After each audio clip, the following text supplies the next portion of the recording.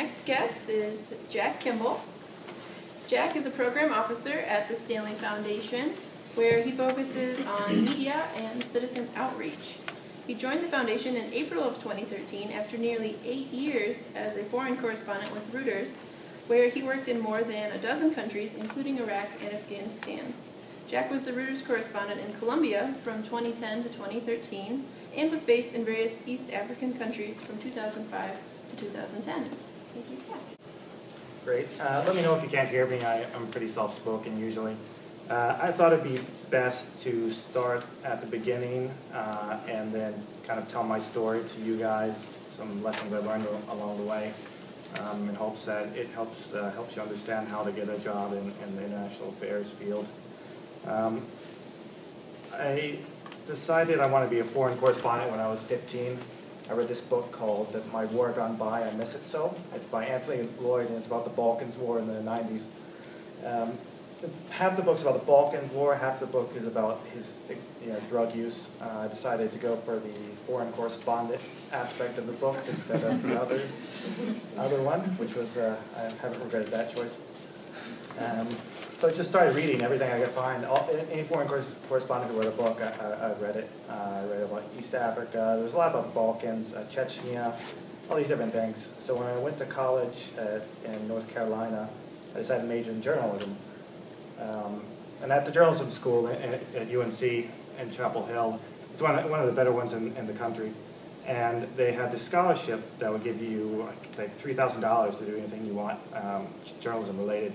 So since I knew I wanted to work in war zones, I applied for this scholarship to go to a training course where they teach NGO people and journalists and whatnot how to move in a war zone, how to patch up bullet wounds if someone gets shot in the chest and their lungs collapse, how you can use a pack of cigarettes to save their life. Those kind of useful everyday things that you need. And then when I was there, it was right after the Iraq War started, so I guess it was April 2003. I went there, and it was almost empty because all the correspondents were, embedded with the U.S. military, the Brits. So it was me and 3 really experienced correspondents. I was like 20 or something like that, and they were all in the 40s and covered, God knows how many wars. And they told me, don't get a degree in journalism, it's completely worthless. And I said, okay. So I went back, said thanks for the $3,000, but I'm dropping this major and decided to study political science. And I started to study abroad. And that was, looking back, what I think I should have done is a lot more study abroads in college, just because A, it's fun, B, it's, you win more free, I think, because you're completely away from family and friends, so you can kind of be whoever you want to be. And I would have studied languages in either some technical field like economics, because if you want to be a journalist nowadays and you want to work abroad, it's going to be with one of the big journalism companies like Reuters or Bloomberg who specialize in financial news. So if you know financial stuff, and a lot of people don't, then it'll be easier to break in. I didn't really realize that until years later because apparently I'm a little slow, and you'll find that out through the rest. I'll probably never be invited back after saying this, but when I graduated from university, I realized that having an undergraduate degree and an arts and science major is basically worthless. It's like the high school diploma in your parents' day, but that doesn't necessarily mean that you can't get a job with it like I did. I lived with my parents for 6 months after I graduated just because I couldn't find a job, and I was applying everywhere and whatnot. And I didn't really do a good job, I think, in college of like she was saying, networking with people, any internship you could find over the summer, all these different things that I didn't really do, kind of put me in a place where I wasn't as attractive to potential employers. So after about 5 months, I'm kind of going crazy and living with my parents. I decided, I have to do something to make a change. It was probably the only brave thing I've ever done in my life was email every foreign correspondent I could find a contact for, begging them to be their intern in whatever country. I said, slave, I will do anything you want. I will bring you coffee, whatnot. So a lot of people wrote back and said no. thank you. But the Voice of America, which is like the American version of the BBC, the correspondent in East Africa in Nairobi emailed me and said, look, I'm in Baghdad right now, but I'll be back in Nairobi for 5 days. Come to Nairobi, and in those 5 days, I'll set you up with an internship at our office. And at the time, VOA was also the center of running, or the head of the Foreign Correspondents Association of East Africa, which meant that once I got there, I theoretically had a network of all the journalists working in the East African region. So I hopped on a plane, flew out to Nairobi, got in late at night, slept, through most of the day, got up, opened my windows, and said, oh shit, what have I done?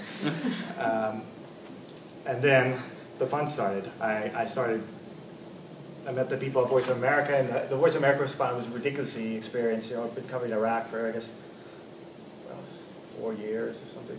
Afghanistan, Somalia, all these different things. She wasn't around much, but they sent me out to cover all these different things. I remember one of the first big stories that I got sent to was a building collapse and it killed like 70 people, and you just walking around with bodies everywhere. And I remember the best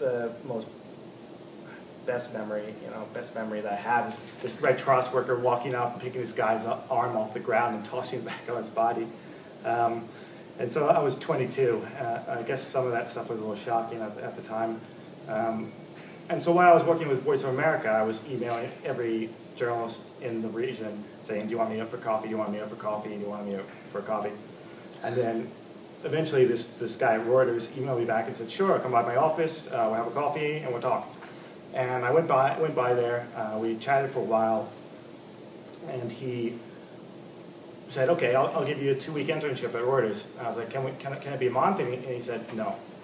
So I started off with a two-week internship at Reuters. After 2 weeks, they said, okay, you can stay for the other 2 weeks. After that month, they said, all right, you're doing a good job, so we'll pay you $100 a week. I was like, great, thanks. And then after the second month, they started to feel guilty, so they actually started paying me for what I did.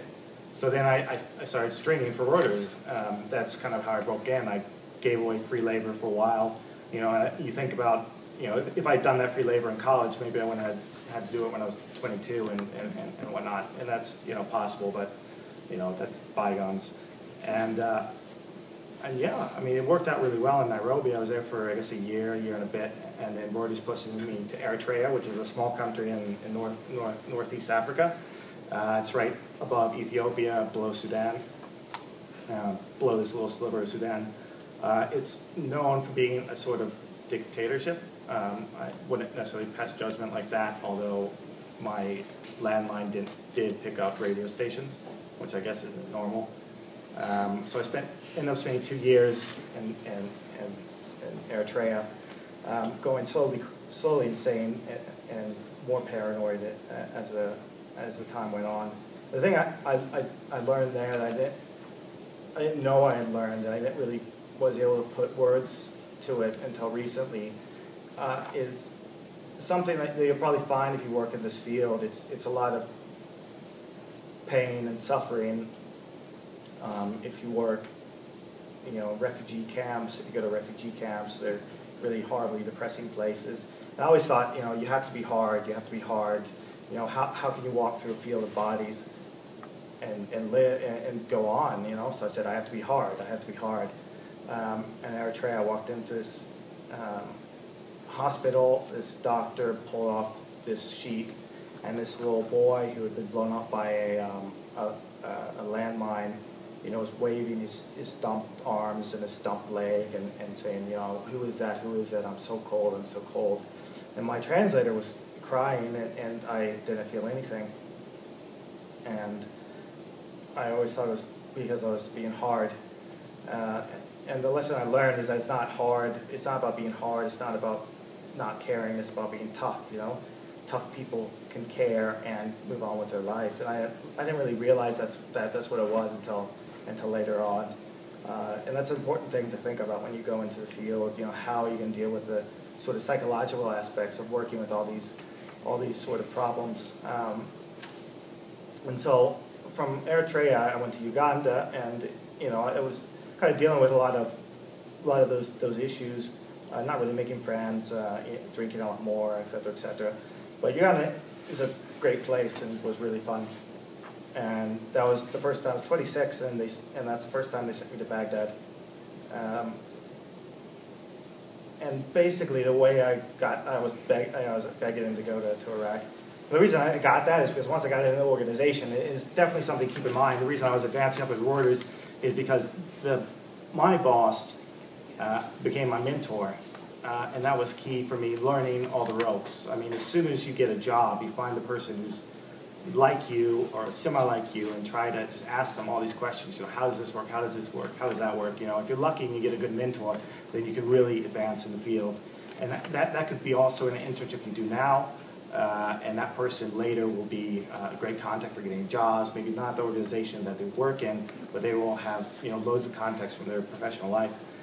So because my boss was Andy, because Andy and I worked so well together, he pushed and showed me how to get to do stints in Iraq. So I started doing stints in Iraq, and you know, it was really fun. It was a really interesting place. You know, crazy, really crazy, but a good experience, I guess. In retrospect, maybe. I mean, good. You know, anything I say best or good, it's within the realm of journalism, which we have a kind of sick sense of humor and definition of what's good, but yeah. So I was able through my my mentor to work that out, even though I was 26 years old, wasn't even full-time staff because they had this different thing. I was working full-time for Reuters, but I didn't get any benefits like health insurance or whatnot. Just a vague promise that if I got blown up by IED in Baghdad, that they would take care of me. And they said, take care, so take care of me. Never said, you know, pay my medical bills, which is worrying now that I think about it. And so, yeah, I got to Baghdad, and I used through my mentor, I was able to start reaching out because I wanted to get health insurance would be nice. A regular salary, I was getting paid per story would be nice. So I started reaching out to people, emailing just people in completely different parts of the world. I worked with Reuters saying, you know, can we chat? I want to see what jobs are coming up in the region. You know, do you have openings, et cetera, et cetera. And then my boss got moved, and he moved to Latin America in the Andes region, which was at the time Venezuela, Ecuador, and Colombia. And he said, look, we have this spot coming up in Colombia. It's a staff position, you know, all the benefits and whatnot, and you know, you should apply. And so I did, and I ended up getting it. I remember I called my mom. I was in Baghdad at the time. I called my mom, and I said, Mom, you know, great news. I got the job in Colombia. And she said, oh, no, sweetie. It's so dangerous there. I thought, Mom, I'm in Baghdad. And that it's dangerous in Colombia. So, anyways, I went to Colombia, and Colombia was great. Now I lost my train of thought. Colombia. Yeah, I mean, it's tough. It's really tough when you first start out. You know, I lucked out. I mean, some of it's all about timing, all about knowing the right person, and you know, even not. The reason I probably am with Reuters is because right when I had proven myself that first year that I was responsible and good, someone left, and they had this opening. So they knew and trusted me, so they sent me there. And had they not, they wouldn't have been able to pay me still in Nairobi, so I'd have to start looking for more work or freelancing, which I was horrible at. So it's timing. It sucks because you can't do anything about it. But by networking with people, and I don't know. I mean, I'm always of the feeling I email people I don't know and say, hey, you know, I'd like your blah blah blah or whatnot. I reach out to people if I can find their email and I like what they do. Maybe it's because journalism at the end of the day is informal.